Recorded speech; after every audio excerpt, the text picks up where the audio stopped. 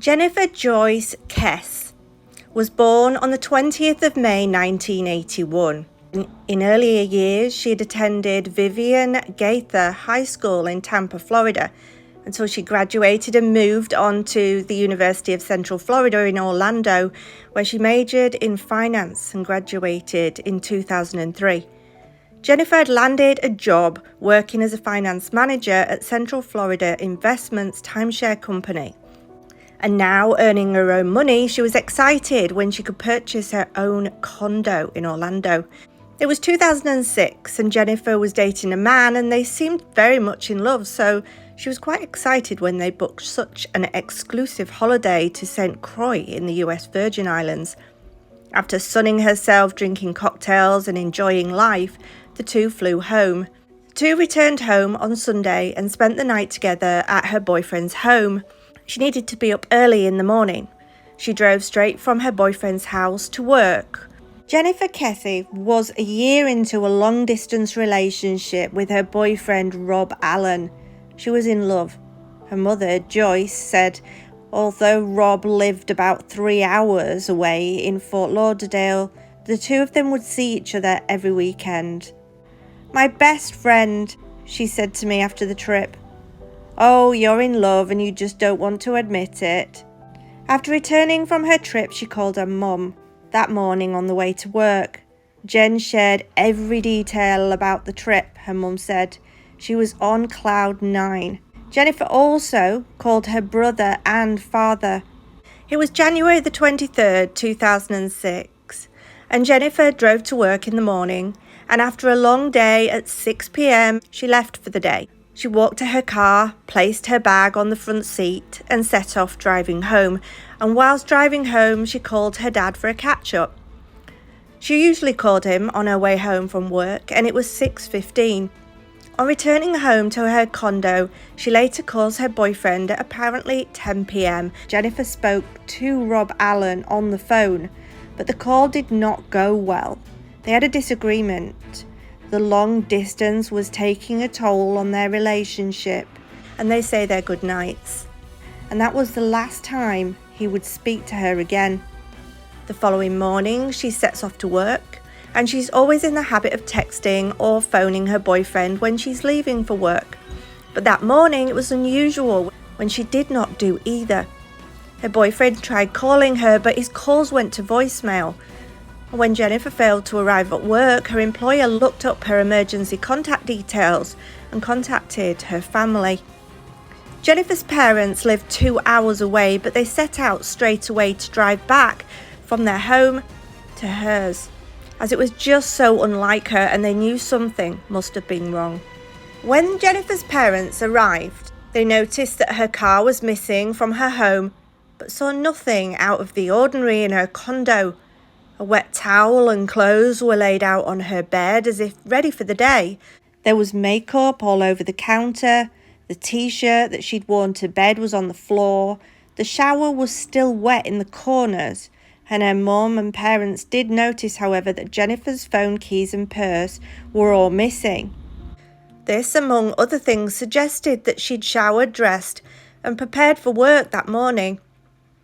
The parents contacted many of Jennifer's friends and family, who all helped by distributing flyers around the town. And that evening, the Orlando Police Department organised search parties on foot, on horseback, as well as boat, helicopter, car and ATV, all looking for Jennifer. The police got to work looking for any leads, speaking to her best friend, boyfriends, work colleagues, neighbours. They went door to door looking for any cameras in the area.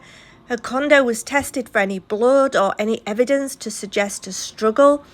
And efforts were made to locate her car, as that could give them more of an idea of what might have happened to Jennifer. The family and friends knew that Jennifer would never just disappear. She had a good job that she enjoyed. She was earning her own money. She loved her condo, had a great boyfriend, owned her own car, and was always in contact with her family. And they did not pick up on her being depressed or fed up about anything. Police got to work trying to draw up a timeline, and they were able to determine by examining footage from her work and from her condo that Jennifer did leave at 6 p.m. from her work that evening. Her father said that he spoke to her at 6:15, and they reviewed footage at her condo and saw that she returned home on Monday evening for the first time since being on holiday.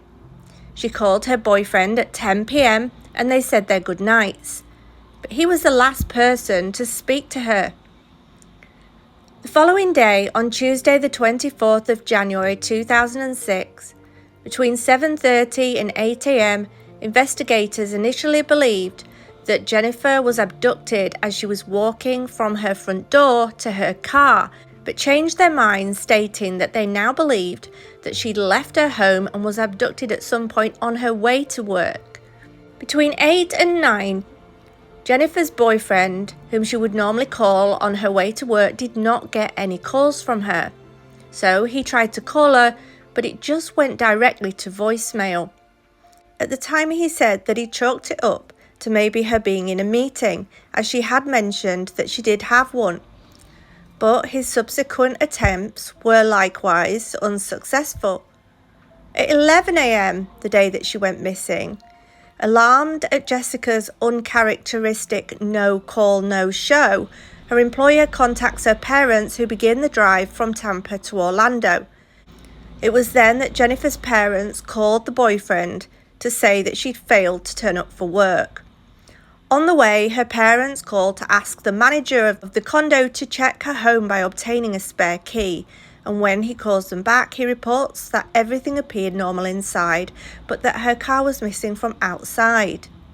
At 12 p.m, only 1.2 miles, 1.9 kilometers from Jennifer's home, surveillance cameras at an apartment complex recorded an unknown person parking Jennifer's car and walking away.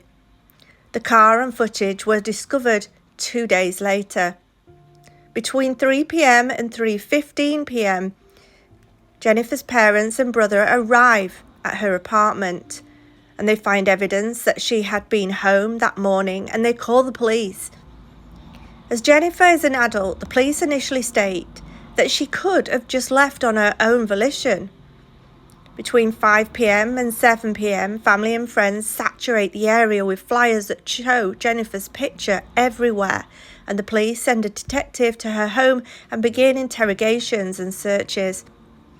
On the Thursday, January the 26th, 2006, the news releases info about Jennifer's disappearance, and at 8:10 a.m, after seeing Jennifer's car on the news, a tenant of a nearby complex informs the police that it had been sat outside their house abandoned for several days. Police confirm that this is Jennifer's 2004 Chevy Malibu, and the vehicle is photographed and taken for forensic examination.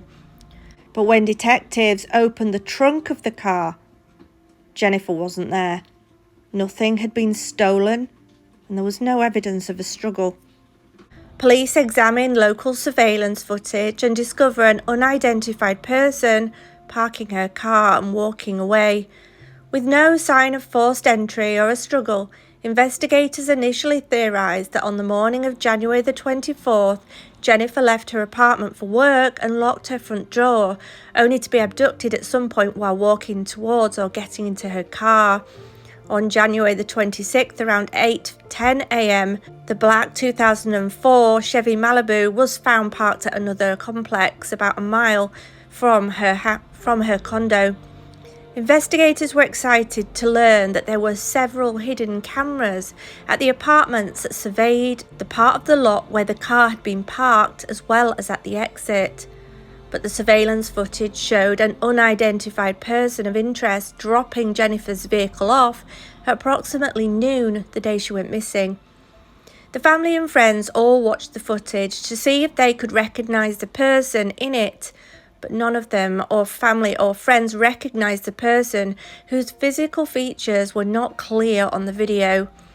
Investigators were disheartened to find that the best video capture of this subject in 3 separate snapshots was obscured by the complex fencing, the post aligning to conceal the face. But in the media, one journalist called the suspect the luckiest person of interest ever. The FBI was called in to help with the search and determine the person's size and gender, but could only say that the person stood between 5'3" and 5'5". The police requested NASA's assistance to help enhance the video to help identify the suspect. And detectives looked for any valuables left inside the car, maybe to imply that there had been a robbery and that was the motive. A search dog tracked a scent that led from the parked car back to her condo, prompting detectives to believe that the suspect might have returned to her apartment parking lot after abandoning the car. But no evidence was found along the route, and a forensic examination of the car yielded little in the way of evidence. Only a latent print and a small DNA fibre were found. Investigators deduced that the car had been wiped down by the perpetrator, and it was noted that the following items were known to be missing: her cell phone, her iPod, her keys, purse, briefcase, and the outfit she was wearing that day. Authorities were unable to ping her cell phone as its power remaining was off, and her bank account key card had not been used since her disappearance, which was never a good sign. As it is customary, the investigators first questioned Jennifer's immediate family and close friends to see if any of them had any motive to abduct her. Her ex-boyfriend, who she had fairly recently split up with, was upset and had been wishing that they would get back together. He was also interrogated, but was concluded that he had nothing to do with the abduction. Her boyfriend, the boyfriend she had been on vacation with, was also questioned, but his alibi checked out, eliminating him also as a suspect. At the time of her disappearance, the condo complex had been undergoing a major expansion, and many of the labourers on the site were non-English speaking. Jennifer had told some of her family members that on several occasions the construction workers had been catcalling or whistling and harassing her, which she had found quite annoying. But due to the language barrier, investigators were unable to interrogate many of them. No other leads regarding them was discovered. Detectives turned their focus to her place of employment and began questioning her co-workers. Her computer was taken for forensic examination, which revealed that a manager where she worked had desired a relationship with her, but it was unreciprocated and she had refused his advances. She had often said that she opposed workplace relationships. I've done that and I can tell you it's never a good thing. Detectives interviewed this manager multiple times, but ultimately ruled him out as a suspect. Investigators and Jessica's friends and families remained open to the theory that she fell victim to maybe human trafficking, but consider it less likely than others. In 2007, Jennifer's company, led by David Segal, offered a $1 million reward for information leading to her whereabouts, with a July 4th deadline, and the stipulation that she had to be alive. It was never claimed. A $5,000 reward for information leading to the whereabouts of her remains was also available through Central Florida Crime Line, and the case received state and national press attention at the time of her disappearance. Detective Wright decided to take a fresh look at the case and interviewed people on audio tape. One of the people he spoke to was a former housekeeper at Jennifer's condo complex, where he showed the woman the security camera photo of the unidentified person, and she told him it resembled a man she knew from the complex known as Chino because of his hair, clothing and the way he walked. This was the first time Detective Wright had ever heard of Chino. They learned that Chino used to live in another building at Jennifer's condo complex and was a former maintenance worker there. Chino was one of the workers who did some repairs in Jennifer's condo 1 week before she disappeared. Detective Wright also found an anonymous crime line tip that was reported during the week of the investigation that suggested Chino might have been involved in Jennifer's disappearance. When Detective Wright found Chino, he was serving time for statutory RAPE charge. On the 18th of March 2009, Detective Wright interviewed Chino in prison and asked him about that time he worked in Jennifer's condo. Chino had said that Jennifer had let him inside the condo and everything was normal. Chino also told him, "I have no idea what happened to her." That day, Chino took a polygraph test and passed. The Florida House of Representatives passed Senate Bill 502, the Jennifer Kesse and Tiffany Sessions Missing Person Act, to reform how missing persons cases were handled in Florida. As of June the 10th, 2010, the FBI has taken the case over from the Orlando Police Department. It did so at the urging of Police Chief Val Demings. The latest search for her took place in February 2014, and investigators continued to receive and pursue leads. In 2018, Jennifer's parents filed suit against the Orlando Police Department to gain access to police records on the case. The lawsuit was settled in March of 2019, allowing the family access to 16,000 pages of records. In December 2022, it was reported that the investigation had been turned over to the Florida Law of Department Enforcement Cold Case Unit. It intends to interview people Jennifer's law enforcement team had already identified as possible suspects or people who may have valuable information, and to revisit evidence that Jennifer's family says has never been retested. Jennifer is still considered missing and endangered by the Orlando Police Department, FBI, Orange County Sheriff's Office, and Jennifer remains on the FBI's most wanted missing list. Her family say that they have new leads in the case. Drew Kesse, Jennifer's father, says that the Florida Police Department is working on the case for the family's investigators. After spending over $80,000 on case files from the Orlando Police Department, her father says that they are getting new leads. The police initially investigated the case, but the family was not happy with how it was handled, and Mr. Kesse says the department botched the investigation from the moment an officer was sent out to the first calls made about her disappearance. It's now 17 years since Jennifer disappeared in Orlando. Her father says he'll never give up looking for his daughter. "She is our flesh and blood. We created her," he told the news station. "We created her out of joy and out of love. We raised her, nurtured her, educated her. She's our love child. How do we walk away from that? We can't. I can't. I never will, and I think she knows that." Mr. Kesse says that January the 24th is the actual day Jennifer was reported missing. Evidence photos obtained by Fox News suggested a violent struggle took place on the front hood of the 24-year-old's car, a clue the family hopes will yield new leads in the case that has long been unsolved. It looked like someone was thrown down on the top of the hood, arms spread out and then dragged back, almost like off the hood to the point where you can almost see fingers scribing down the hood, he said. The photos look suspicious and show what appears to be a hand mark going across the hood. The person of interest, believed to be male and dressed in workman's clothes, has never been identified. 2016, after 10 years had passed since Jennifer disappeared, she was declared dead by the state of Florida. That was one of the hardest things the family had ever had to go through.